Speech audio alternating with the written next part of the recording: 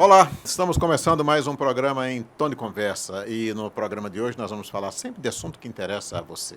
E o assunto de hoje é altamente importante. Nós vamos falar sobre transplante de órgãos.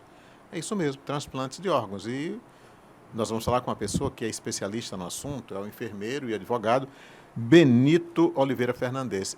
Dr. Benito é coordenador da Central de Transplantes de Sergipe, está há 20 anos cuidando disso. E, como ele mesmo disse e vai reforçar, não se perde nada do homem. Faz transplante de tudo. Nós trouxemos o Dr. Benito para falar sobre esse assunto, porque o mês de setembro, digamos que é um mês que é dedicado ao transplante. Mas a gente sabe que todos os meses, todos os dias, são dedicados ao transplante. Doutor Benito, muito obrigado por vir conversar com a gente sobre esse assunto, viu? A gratidão é toda nossa, é uma satisfação muito grande mais uma vez estar aqui com você, ventilando esse tema que é tão importante e que muitas vezes a sociedade, de um modo geral, não dá tanta importância a ele. Mas o transplante, ele é uma modalidade que depende do doador, né? Claro. Sem o doador, a gente Não não tem pode fazer transplante. nada. Exatamente. Então, é preciso que a gente comece a mudar a cultura, né? Esclarecendo as pessoas sobre como é que você pode ser doador, quando você pode ser doador. O Ministério da Saúde, ele foca muito no doador falecido, porque para aquela pessoa, infelizmente, esses órgãos não terão mais utilidade nenhuma. Então, é uma oportunidade que nós temos de estar salvando outras vidas. E um doador, ele falecido, ele pode salvar quantas vidas? Ou como o senhor costuma dizer, um atestado de óbito pode gerar quantos certidão de nascimento? Isso. Em média, né, quando a gente fala de órgãos sólidos, uma certidão de óbitos reverbera em 8 certidões de nascimento. São 8 pessoas que têm a vida salvas. Exatamente. Mas aí quando a gente fala de tecido, então você tem mais 2 córneas, você tem pele, você tem tendões, 10, ossos, pele. E esse número pode chegar até 50 pessoas salvas, como foi o caso do Gugu Liberato. Pessoas que estavam condenadas. Exato. Pessoas com qualidade de vida ruim, Sim. né? Pessoas sem expectativas de vida, porque um paciente que faz hemodiálise, ele precisa estar conectado a uma máquina 3 vezes por semana, durante 4 horas. Tem restrição hídrica, alimentar, então não pode beber água. Imagine o verão chegando agora e a pessoa sem poder ingerir água. Né? Botar um pedacinho de gelo na boca para saciar a sede. E o transplante vem, né, e coloca essa pessoa em condições normais, como todos nós. Doutor Benito, veja bem, o senhor falou em Gugu Liberato agora. Gugu Liberato morreu. Se ele fosse enterrado, sepultado, cremado, ele se acabaria ali. Mas ele salvou 50 vidas. Isso, exatamente. Então, o Gugu, ele faleceu nos Estados Unidos e lá eles conseguiram otimizar, né, todos esses órgãos, todos os tecidos, e esse número de receptores aumenta significativamente. Quer dizer, ele está vivo no coração de 50 famílias. Exatamente. Isso se a gente contar só os receptores. Se a gente for falar dos familiares, dos amigos, esse número tem uma proporção, uma dimensão bem maior. Nesse momento, quantas pessoas estão orando pela alma de Gugu? Exatamente. Quantas é uma pessoas? gratidão muito grande. Todas essas famílias de pacientes transplantados, eles sempre estão em conexão com Deus, pedindo a Deus Sim. por esses doadores, né? Que assim, no último instante, né, com algo que para eles não teriam mais utilidade nenhuma, eles conseguiram modificar esse momento de dor, de tristeza, num momento de amor, de solidariedade. Doutor Benito, o senhor não estava ainda na Central de Transplante, mas uma vez, doutor Teles fez um transplante em um garoto chamado Joãozinho. Joãozinho mora no interior de Alagoas, né? Esse menino está vivo até hoje. Uhum. Quer dizer, aquele paciente que morreu, aquela pessoa que morreu, ela está vivendo no coração desse garoto, que já não é mais um garoto. Só um senhor, né? Uhum. E o pai dele falou para mim assim, eu gostaria muito que a família se identificasse para eu dar um abraço de gratidão. Uhum. Mas isso hoje não pode mais acontecer, né? Isso. A gente evita ao máximo, e a lei ela coíbe isso, porque há uma transferência de sentimentos. E às vezes uma transferência de sentimentos não tão muito saudável. Sei. Então eu gosto de azul, não gosto de amarelo, e aí quando eu tenho conhecimento de que o meu doador gostava de amarelo, eu já começo a também gostar de amarelo, até em gratidão. Então, para evitar essa questão de você ver o receptor como seu filho, como seu irmão, como seu pai, o legislador ele hoje não permite que as famílias se conheçam. Mas, assim, é aquela gratidão eterna. Tanto da família, dos amigos, dos receptores e muitas vezes da família doadora, em saber que teve essa oportunidade, como você bem fala, um pedacinho daquele ente querido estar vivo em alguém. Perfeito. Agora, qual a maior dificuldade hoje para se conseguir as doações? Porque, como o senhor disse agora há pouco, sem doador não tem. Não há transplante, Não há transplante. exatamente. O que a gente vem trabalhando ultimamente é a questão do acolhimento familiar. Sim. A gente já observou que quando o profissional de saúde ele está ali ao lado da família, passando as informações, né, dando atenção a essa família, a família tende a autorizar a doação. Então, é preciso que a gente chame a atenção do profissional de saúde, que eu sei que muitas vezes a gente foca muito no doente, e a gente também comece a enxergar que ao redor dele há pessoas que também estão com problemas emocionais, estão ansiosas e precisam desse acolhimento, dessas informações, para, no caso de for oferecido a questão da doação, eles autorizem essa doação. Porque todos nós conhecemos alguém que precisa de uma doação. Eu conheço um jovem, muito jovem, que precisa de um transplante de rim. Ele não conseguiu. Sofre ele, sofre a família toda com aquilo. Aí alguém vai e sepulta 2 rins que poderiam salvar essa vida. Exatamente. Eu não compreendo, a gente aceita o não, né? A gente precisa aceitar esse não por vários motivos, mas a gente não entende por que não doar. A lei diz que o cadáver não pode ficar deformado, né? É uma preocupação que, na captação de órgãos, a gente tem muito grande, é de não deixar o corpo deformado. Vai ser sepultado como ele estava. A aparência vai ser preservada, ele vai ser sepultado, ninguém vai perceber. Sim. Mas, ainda assim, as pessoas, como é um ato voluntário, né? Não é uma obrigação, as pessoas ainda optam em não doar, por vários motivos, né? A gente estava falando também da questão religiosa. Sim. Não eu gostaria que o senhor entrasse nisso, por favor. Isso, não há lei, ou não há religião no Brasil que proíba a doação de órgãos. Até porque quando você fala de Deus, de Oxalá, de Alá, Sim. de Buda, Tudo é você Deus. está falando de amor. De amor. Né? Porque Você todos falando eles de amaram amor, e amam. Exatamente. É. Então, no Brasil, nós não temos nenhuma religião que proíba.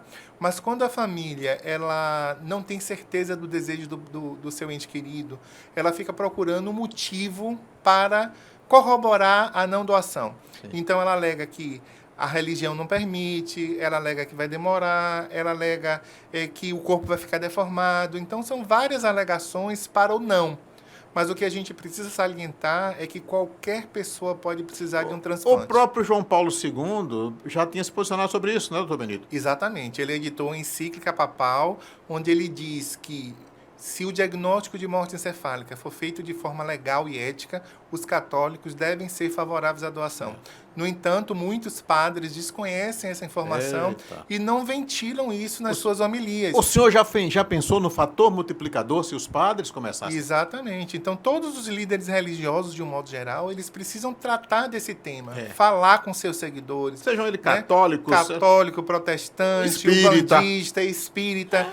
E conscientizar as pessoas e tirar as dúvidas das pessoas. Então, a Central de Transplante está à disposição desses líderes religiosos. Entre em contato através do 3198-4242. Vamos repetir, né? 3198-4242. Isso. E a Central de Transplante está à disposição para instrumentalizá-los, passar as informações e ele passar para a população de um modo geral. Do mesmo jeito, a gente fala dos professores, Sim. né? Então, os professores eles precisam também se apropriar desse conhecimento para estar desenvolvendo atividades pedagógicas durante o ano com seus alunos. Agora, a maior facilidade para um doador, por exemplo, é para aquela pessoa que morreu, estava internado há algum tempo, ou num caso de um acidente. Existe facilidade ou dificuldades comparando uma com a outra?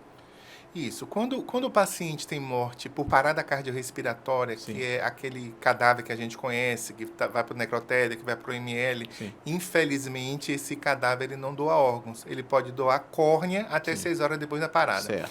Então, quando a Porque família esse já parou o coração também, Isso, né? Esse já parou o coração. Então, a família tem um entendimento melhor sobre essa morte. Sim. Mas quando a gente tem aquele paciente que está no ambiente hospitalar, conectado a um respirador, ou seja, ele precisa de um suporte avançado de vida para a gente manter esses órgãos em condições de serem doados. Então, essa família ela tem uma dificuldade de entender esse tipo de morte. Mas a gente sempre faz uma analogia que a gente vive sem perna, sem braço, sem rim, fazendo hemodiálise, mas sem cabeça ninguém vive. O senhor se refere à parada... Isso, a morte encefálica. cerebral. A morte Cerebral. encefálica ou cerebral. Cerebral. Então, o que acontece? Quando a gente toma uma pancada muito forte, ocorre um edema, um inchaço. A cabeça, os ossos são fixos, então o espaço é limitado. Então, se esse encéfalo ele incha, né, a pressão de dentro da cabeça ela aumenta. E aí, se essa pressão for maior do que a pressão do sangue, o sangue não entra. E a gente sabe que é o sangue que leva oxigênio, que leva nutrientes. Sem sangue, as células morrem, né? Até uma criança, uma vez, numa escola, me perguntou, por que não abre a cabeça, né? Porque é como se a gente fosse abrir uma panela de pressão quando ela está ali. Se você abrir, todo o conteúdo sai. Então, o médico... Aí sim fica deformado. Isso. Aí o médico ele tenta, né, com medicações, manter essa pressão intracraniana estável, sim.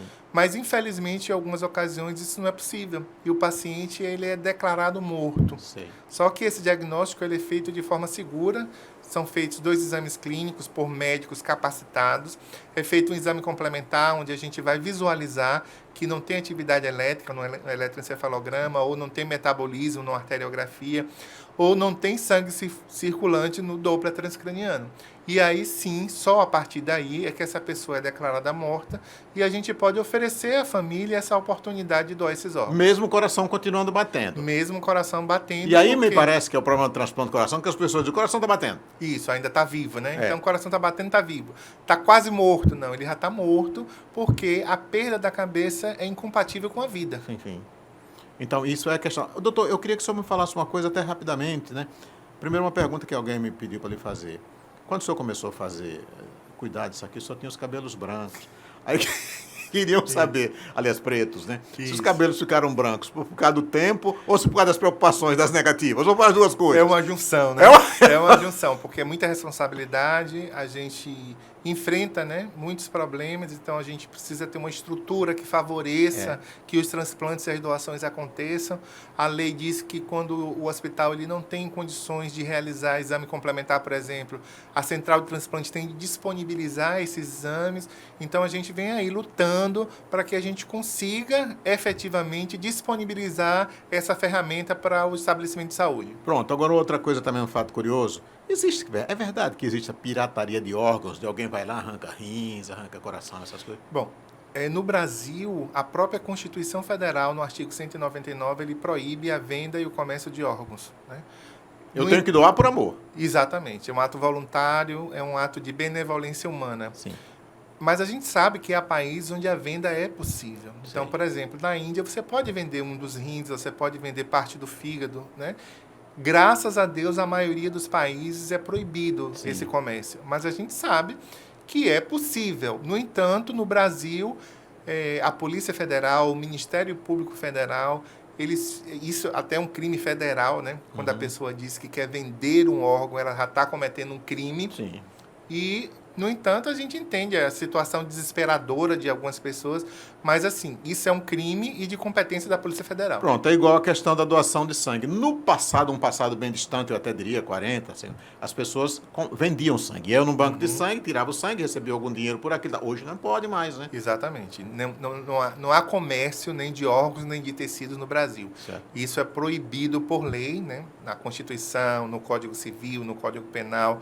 Então, você não pode vender esse tipo de tecido e órgão. Pronto, agora outra coisa. É a pessoa que faleceu, ela tem uma doença que pode ser transmitida para alguém. Existe essa preocupação de saber antes disso? Existe. Quando a família sinaliza que quer doar os órgãos, a gente coleta o sangue, manda para o LACEN, e o LACEN faz uma triagem sorológica de vários marcadores. Sim. HIV, HTLV, hepatite, chagas, sífilis, né? Então, existem alguns marcadores que são contraindicação absoluta, como HIV, HTLV, e alguns que são contraindicação relativa, como hepatite, sífilis, né? Você vai receber, vai poder... É possível tratar. É possível Você vai poder sobreviver com esse caso. Exatamente. Não tem muito problema. Agora, uma coisa altamente importante também, como tudo que está sendo discutido aqui é altamente importante. Como é que estão os nossos números de doação? Isso. Graças a Deus, a gente tem melhorado, né? No ano passado, de cada 10 entrevistas, apenas uma família autorizava a doação. Esse ano a gente já conseguiu melhorar, então de cada 10 entrevistas, 4 estão autorizando a doação. Mas um crescimento muito bonito, muito Graças bom. a Deus. Isso então, é um trabalho de formiguinha. Com certeza, né, é o que o senhor está fazendo aqui. Vem desenvolvendo ao longo do tempo, conscientizando as pessoas, conscientizando o profissional de saúde sobre a importância do seu papel no processo de doação de transplantes. Como você já falou, eu já falei várias vezes, o transplante só acontece se tem o doador. Sim. A gente está aí na perspectiva, né? Já temos 2 transplantes renais agendados agora aqui no Hospital Universitário, a quem eu agradeço publicamente. né, pelo retorno dos transplantes renais. Paciente vivo. É um hospital, vai começar com doador vivo. Doador vivo. Então, é um hospital escola, né, onde a gente está formando profissionais, então a gente espera que esse serviço ele tenha continuidade no nosso estado. A gente está aí com a perspectiva também do Hospital Cirurgia fazer transplante de fígado e também fazer transplante de rim. O Hospital do Coração com o Dr. Teles, a gente está aí nas tratativas com a secretaria para a gente fechar o contrato. E o Pioneiro hospital, do transplante de coração em Sergipe. No Norte e Nordeste. No Norte e Nordeste. No Norte e Nordeste. Então, o Dr. Teles tem história com no certeza. transplante nacional, né? Então, a gente tem aí lutado para que efetivamente o sergipano seja atendido no seu estado. Doutor, uma vez eu vi na Folha de São Paulo uma manchete que me chocou. Ele disse assim: hoje foram enterradas X, uma quantidade absurda de córneas no país.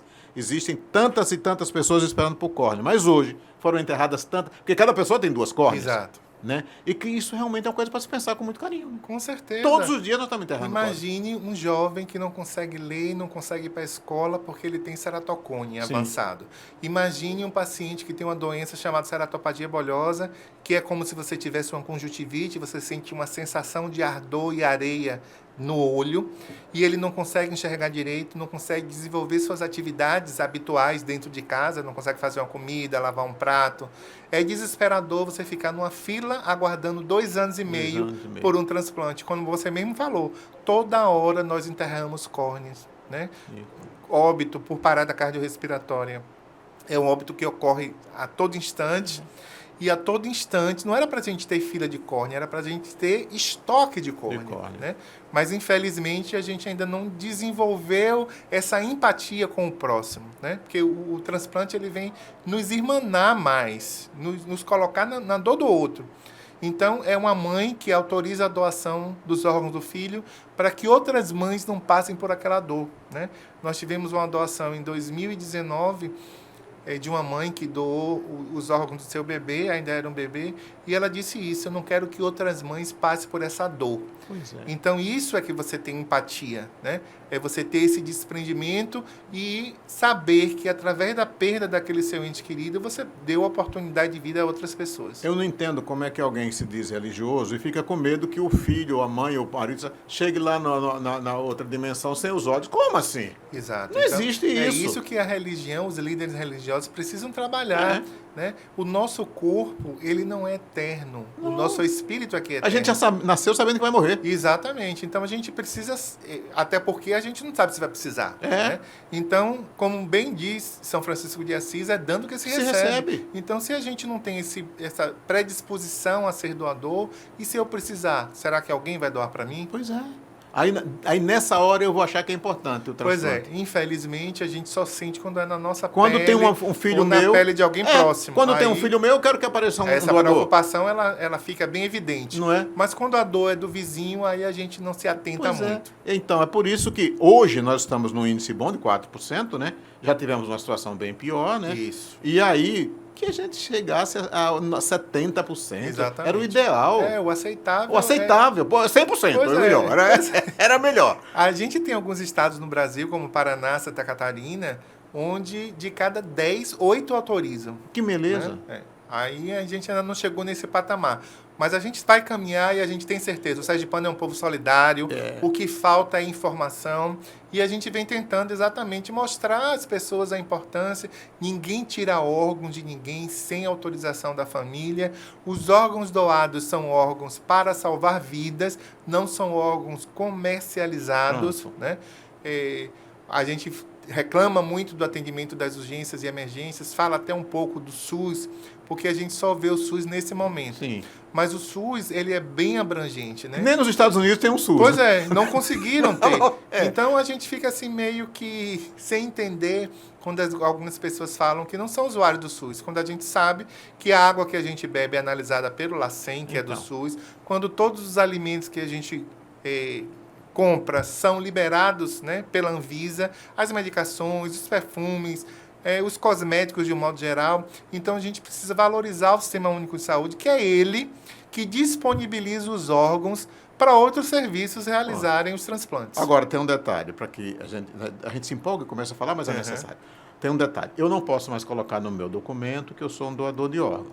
E aí, quando eu morrer e eu quiser doar, como é que faz? Isso. A nova identidade, ela traz hoje essa possibilidade, mas não tem um valor legal. Sim. Porque a lei diz que cônjuge ou parentes até segundo grau são os responsáveis em autorizar essa doação. Sim. Mas ali já é um sinalizador para a família de que você tinha esse desejo de ser doador. Então pode colocar. Não Deve tem valor colocar. legal, mas deve Não colocar. tem valor legal, mas deve colocar. O que a gente vem esclarecendo é exatamente isso. Ninguém mata ninguém para tirar órgãos. Sim. Né? A gente está aqui para salvar vidas, Isso. para melhorar a qualidade de vida. Então, esse medo, esse receio, né, as pessoas devem perder, porque o diagnóstico é feito com segurança. Né?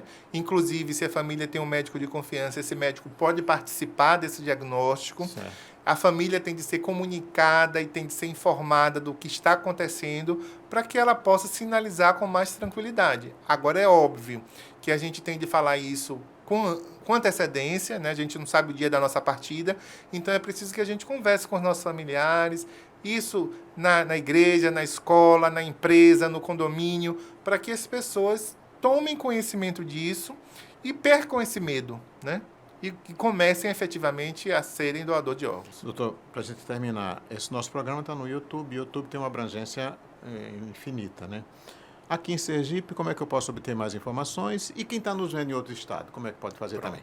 Então, pode entrar em contato com a Central Transplantes, o 79-3198-4242. Aqui no nosso caso. Aqui no nosso caso. Na Central, no nosso Instagram, né? @transplante-sergipe. E pode também entrar em contato através do site do Ministério da Saúde. Pronto. Se eu quero saber no Rio de Janeiro, onde é que é o site do Ministério da Saúde? Exatamente. Me informa. Alagoas, o Ministério da Saúde me informa. É saúde.gov.br. Aí lá você vai ter um link sobre transplante e lá você pode fazer suas perguntas, tirar suas dúvidas. Doutor Benito, eu queria muito agradecer ao senhor por ter vindo conversar com a gente, né? Nós já conhecemos há tanto tempo, desde que o senhor se tornou assim, esse doador de amor, porque isso é doar amor, o seu trabalho, você puxou isso ao senhor Almir Santana e todos os outros que se dedicam a isso, a essa causa, né? Agradecer e que nós nos tornemos multiplicadores dessa coisa tão linda. Eu só tenho uma equipe que o acompanha, que veio aqui ao tribunal também fazer uma palestra e pedindo às pessoas que sejam multiplicadores.